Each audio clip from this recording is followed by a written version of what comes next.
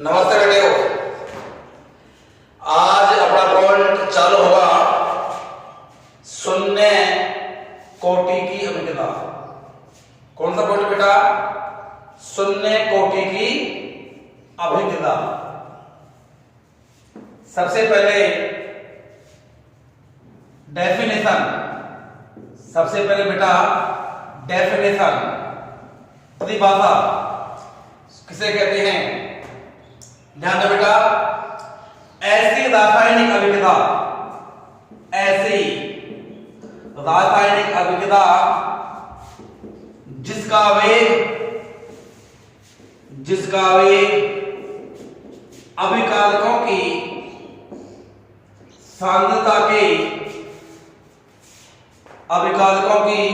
सांद्रता के शून्य घात के समानुपाती होता है। ध्यान दो बेटा बोर्ड पर। शून्य कोटि की डेफिनेशन क्या है? ऐसी रासायनिक अभिज्ञता जिसका वेग अभिकारकों की सांद्रता के शून्य घात के समानुपाती होता है, शून्य कोटि की अभिज्ञता कहलाती है। या ऐसी रासायनिक अभिज्ञता जिसका वेग अभिकारकों की सांद्रता पर डिपेंड ही नहीं करता, शून्य कोटि की अभिज्ञता कहलाती है। एक रासायनिक अभिज्ञता पर विचार करते हैं। ध्यान दो बेटा बोर्ड पर। ए टेरेस्टो प्रोडक्ट जब बेटा टी का मान 0 है, अभिकारक की इनिशियल कॉन्सेंट्रेशन बेटा मैंने ए मान लिया। कब?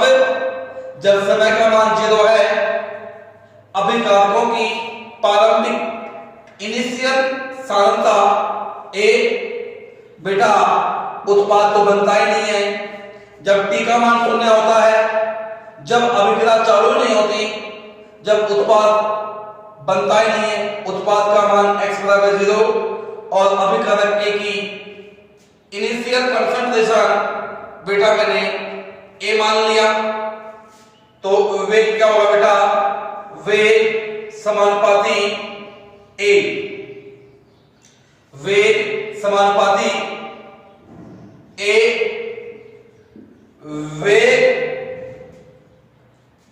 इज इक्वल टू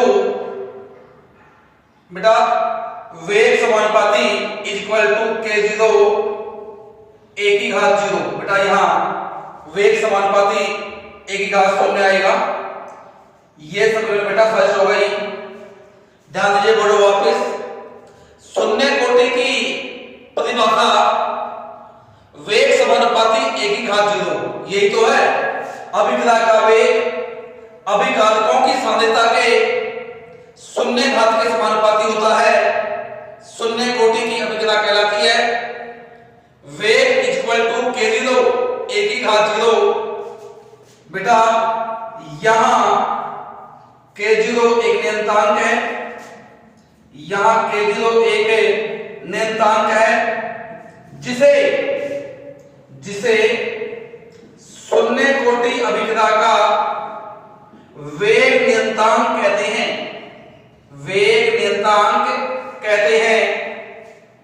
बेटा समीकरण फर्स्ट को हम ऐसे लिख सकते हैं, वेग इज इक्वल टू k0, वेग इज इक्वल टू k0।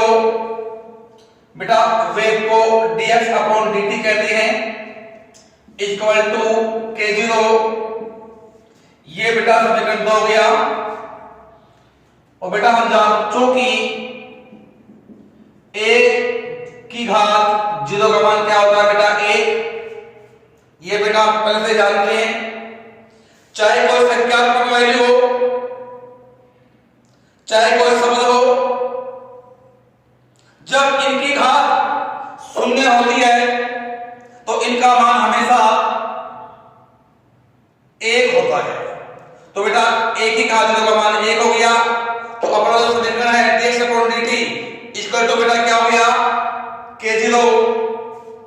समीकरण दो को हम निम्न प्रकार लिख सकते हैं।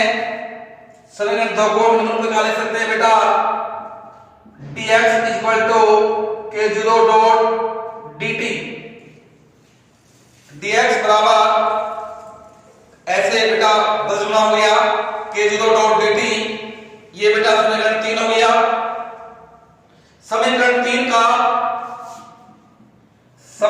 3 का दोनों ओर समाकलन लेने पर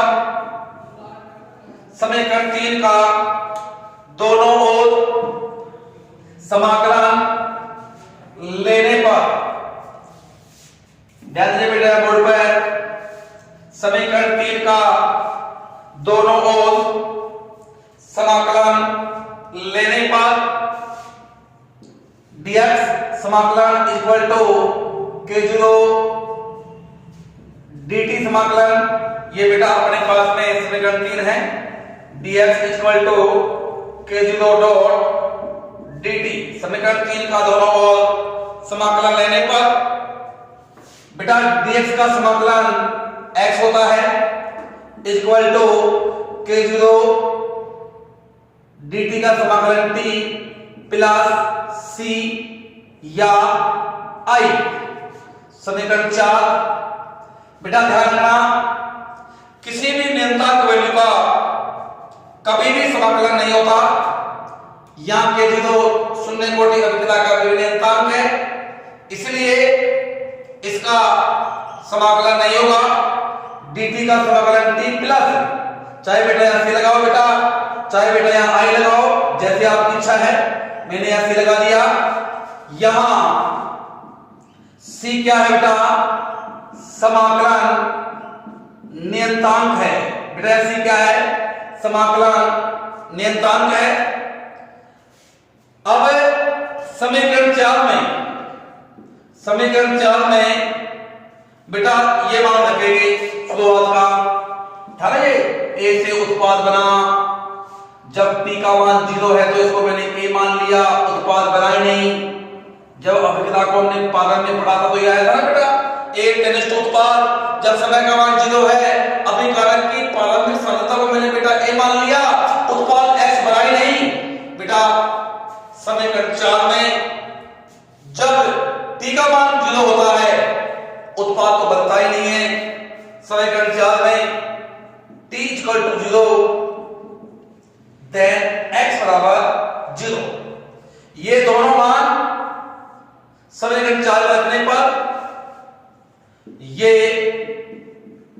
दोनों मान समीकरण 4 में रखने पर ये दोनों मान समीकरण 4 में रखने पर तो बेटा x0 equal to k0 t का मान 0 प्लस c। बेटा c का मान क्या आ गया 0। ये समीकरण क्या होगा बेटा 5। समीकरण 5 से c का मान 4 में रखने पर समीकरण 5 से c का मान 4 में रखने पर x बराबर k0t प्लस c का मान क्या होगा 0 तो x बराबर k0t। ये बेटा समीकरण बेटा 6 होगी। मुझे अपन को बेटा मेरे नियतांक का मान निकालना है तो k0 बराबर x अपॉन t। ये बेटा उत्तर क्या होगी 7 होगी। समीकरण 7 को शून्य कोटि अभिक्रिया का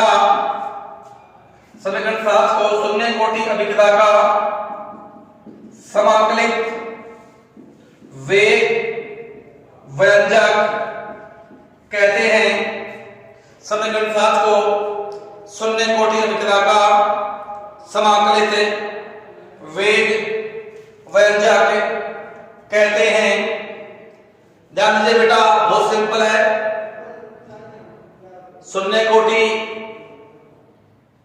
अभिक्रिया का जो समाकलित वेग व्यंजक है वो बहुत सिंपल है, समझ में बेटा आपको आ गया होगा। अब अपना बिंदु है शून्य कोटि अभिक्रिया के वेग नियतांक की इकाई। कौन सा बिंदु है बेटा?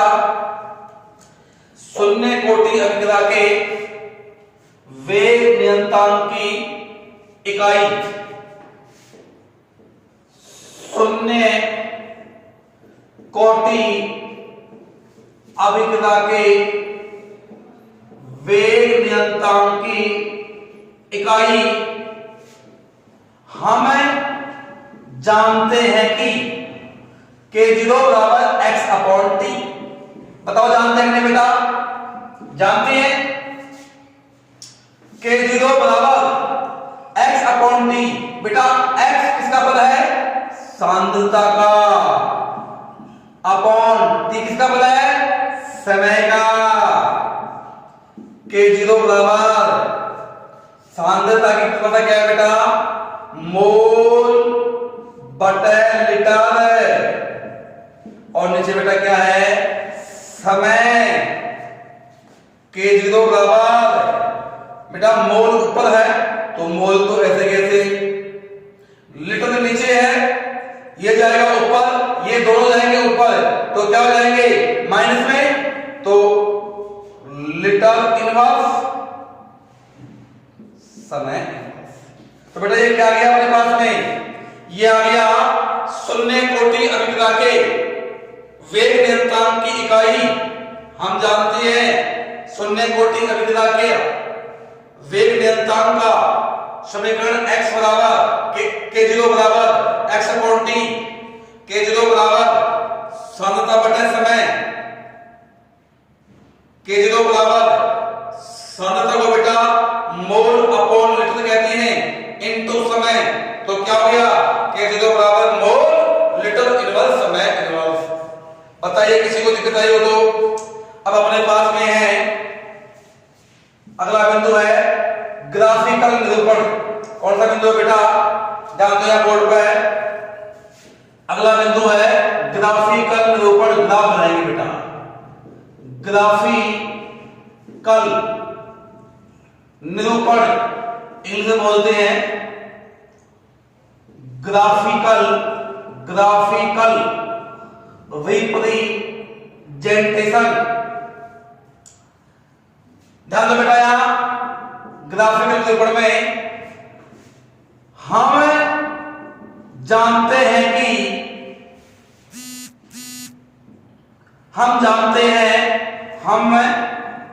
हैं समीकरण 6 से। बताओ 6 क्या लिखी हुई बेटा? ये है ना x बराबर k0 t। हम जानते हैं समीकरण 6 से x बराबर k0 t। बेटा मुझे सांद्रता और समय में आलेख बनाना है। क्या बनाना है? सांद्रता और समय आलेख बनाना है। सांद्रता और समय में आलेख बनाने के लिए मैंने बेटा आपको 11th क्लास सिखाया था y mx में ग्राफ। जब y और x में हम ग्राफ खींचते हैं, ध्यान दो बेटा यहां, जब y अक्ष और x अक्ष में ग्राफ खींचते हैं तो एक सीधी रेखा प्राप्त होती है जो मूल बिंदु से गुजरती है। इसका जो ढाल है वो बेटा m के इक्वल होता है। तो ऐसे ही y mx को ध्यान में रखते हुए बेटा मुझे x और सांद्रता और समय t में आलेख बनाना है। तो ध्यान दीजिए बेटा, यहां जब सांद्रता x और समय t में आलेख खींचते हैं तो एक सीधी रेखा प्राप्त होती है जो मूल बिंदु से गुजरती है। इसका जो ढाल है वो k0 के शून्य कोटि के वेग नियतांक के इक्वल होता है। बेटा इसका ढाल निकालने के लिए ऐसे एक बिंदु तो मैंने ये लिया बेटा, एक बिंदु मैंने ये लिया, ऐसे करके बेटा हम ढाल निकालेंगे। तो ये तो क्या हो गया बेटा डेल्टा x और ये क्या हो गया बेटा डेल्टा t। तो ढाल का मान क्या आ गया, ढाल equal to delta x upon delta t equal to tan theta equal to k0। बताइए किसी को दिक्कत आई हो तो। शून्य कोटि अभिक्रिया की सांद्रता और समय के बीच, सांद्रता और समय के बीच जब हम आलेख खींचते हैं तो एक सीधी रेखा प्राप्त होती है जो मूल बिंदु से गुजरती है। इसका ढाल शून्य कोटि के वेग नियतांक के इक्वल होता है। ढाल निकालने के लिए एक बिंदु जब मैंने ये लिया, एक बिंदु ये लिखा, तो बेटा इसको जब हमने ऐसे मिलाया तो ये तो हो गया डेल्टा x लगाओ या भाई डेल्टा c लगाओ बेटा, या डेल्टा t हो गया। तो ढाल बराबर delta x upon delta t equal to क्या हो गया बेटा tan थीटा।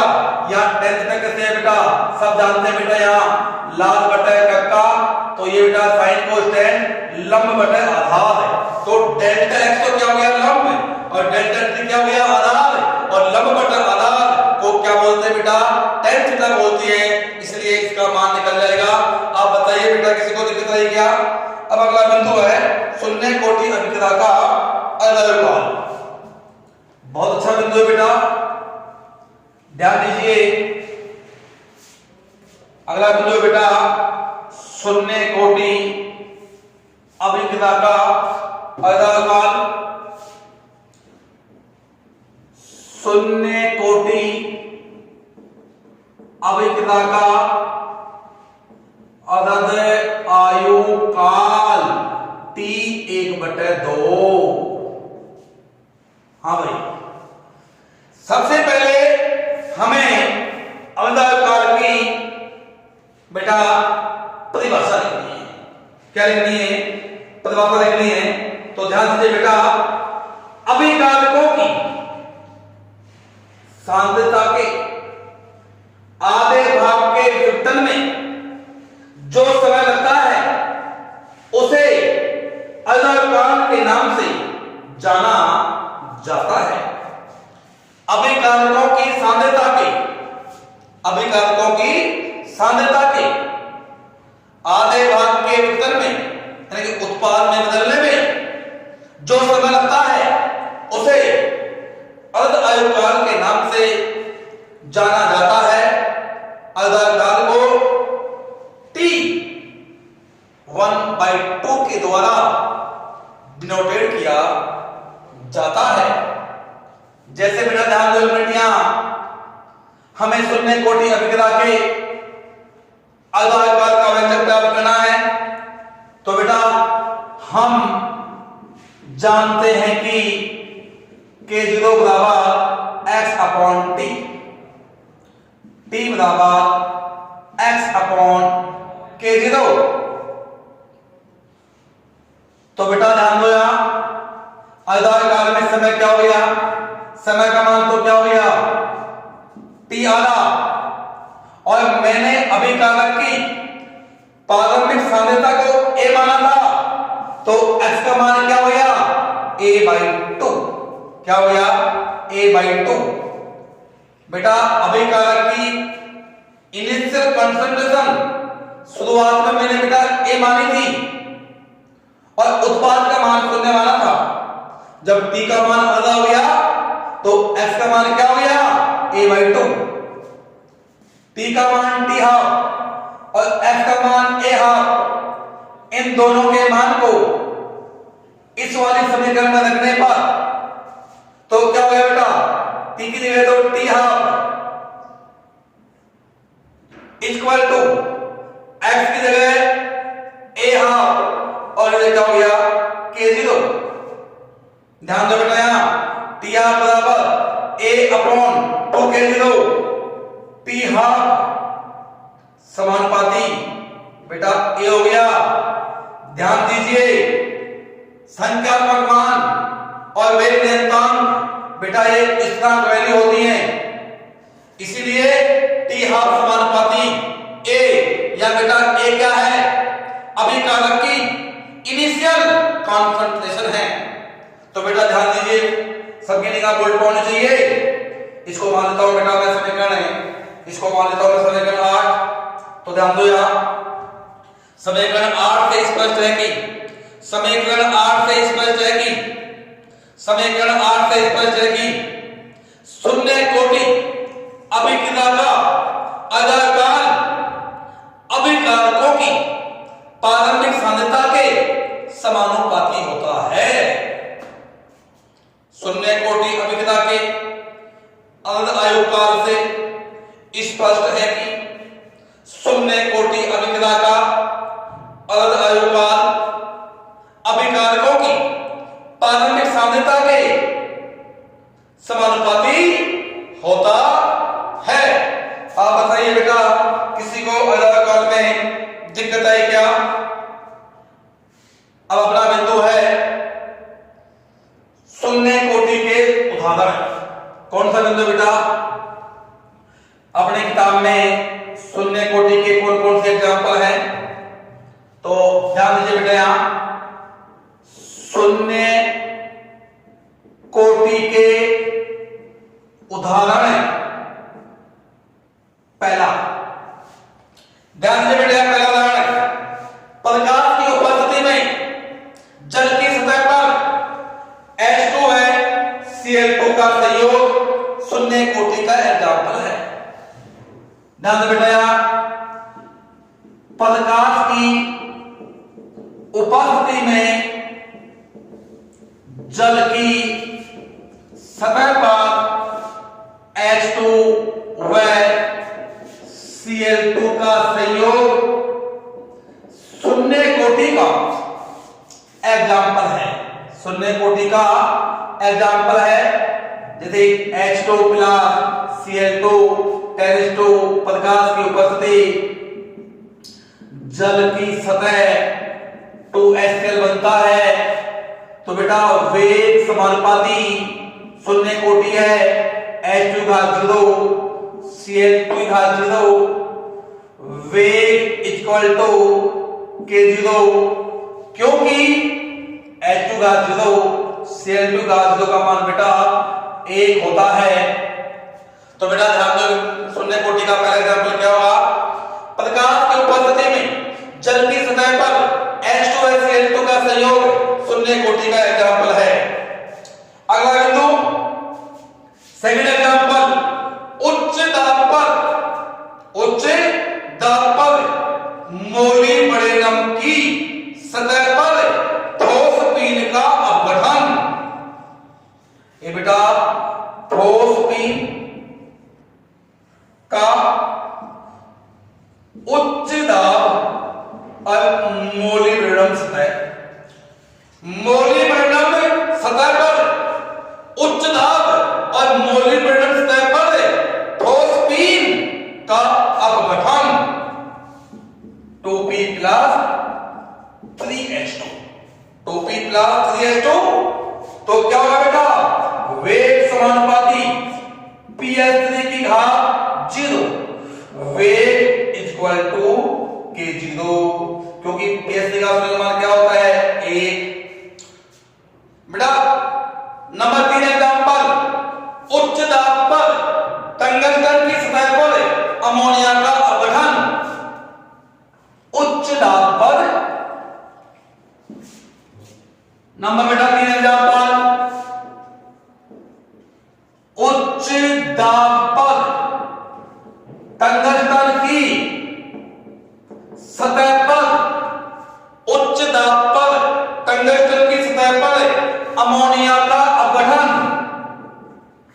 अमोनिया का अपघटन भी शून्य कोटि का एग्जाम्पल है। बेटा अमोनिया का अपघटन N2 प्लस 3H2 उच्च दाब और टंगस्टन सतह, वेग समानुपाती अमोनिया की घात 0, वेग इक्वल टू k0। चौथा एग्जांपल,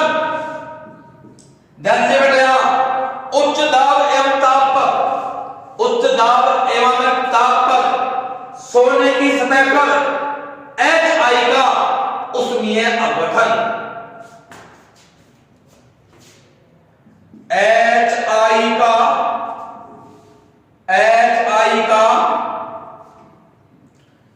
सोने की सतह पर उच्च दाब एवं ताप पर, उच्च दाब एवं ताप पर सोने की सतह पर HI का उष्मीय अपघटन शून्य कोटि का एग्जाम्पल है। वेग समानुपाती HI की घात 0, वेग इक्वल टू k0। तो बेटा ध्यान दो बेटिया, शून्य कोटि अभिक्रिया के अपनी यहाँ इस बुक में 4 एग्जाम्पल हैं और इनमें से बेटा लगभग कभी ना कभी किसी साल कोई ना कोई एग्जाम्पल पूछ लेती हैं। तो शून्य कोटि के 4 एग्जाम्पल वापस सीख लीजिए बेटा। पहला एग्जाम्पल क्या है, ध्यान दीजिए, यहाँ सभी की निगाह बोर्ड पर होनी चाहिए। प्रकाश की उपस्थिति में, प्रकाश की उपस्थिति में जल की सतह पर H2SCl2 का संयोग शून्य कोटि का एग्जाम्पल है। सेकंड, उच्च दाब पर मोलिब्डेनम की सतह पर फास्फीन का अपघटन शून्य कोटि का एग्जाम्पल है। नंबर 3, उच्च दाब पर टंगस्टन की सतह पर अमोनिया का अपघटन शून्य कोटि का एग्जाम्पल है। और चौथा, सोने की उच्च दाब एवं ताप पर सोने की सतह पर HI का उष्मीय वियोजन शून्य कोटि की अभिक्रिया का एग्जाम्पल है। तो बेटा आज हमने कंप्लीट शून्य कोटि अभिक्रिया की परिभाषा, शून्य कोटि अभिक्रिया का समाकलित वेग व्यंजक, शून्य कोटि अभिक्रिया के अभिलक्षण, पहला वेग नियंत्रण की इकाई, सेकंड ग्राफिकल रिप्रेजेंटेशन और नंबर 3 अजय काल। और लास्ट बिंदु बेटा हमने क्या पढ़ा, शून्य कोटि अभिक्रिया के एग्जाम्पल पढ़ा पढ़ने। बताइए बेटा आज के पॉइंट में किसी को कुछ दिक्कत है क्या? अब अगला बिंदु है बेटा अपना प्रथम कोटि की अभिक्रिया।